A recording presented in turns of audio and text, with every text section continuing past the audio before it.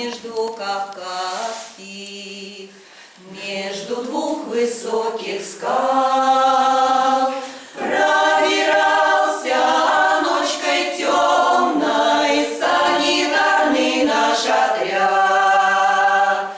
Пробирался ночкой темной санитарный наш отряд.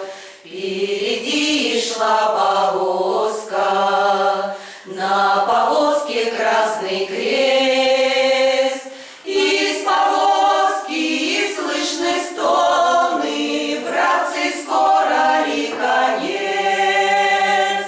Из повозки слышны стоны: братцы, скоро ли конец?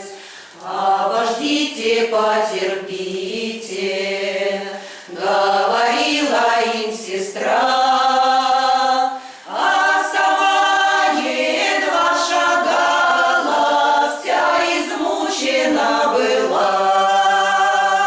А сама едва шагала, вся измучена была.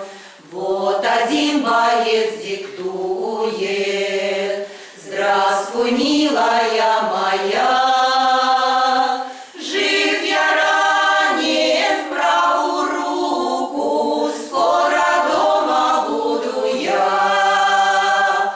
Жив я ранен в правую руку, скоро дома буду я. Вот второй боец диктует: здравствуй, милая, прощай. Жив я ранен близко к сердцу, и домой не ожидай. Жив я ранен близко к сердцу, и домой не ожидай. А сестра все пишет, пишет, ей на сердце тяжело. Ее муж давно убитый, а она все ждет его. Ее муж давно убитый, а она все ждет его.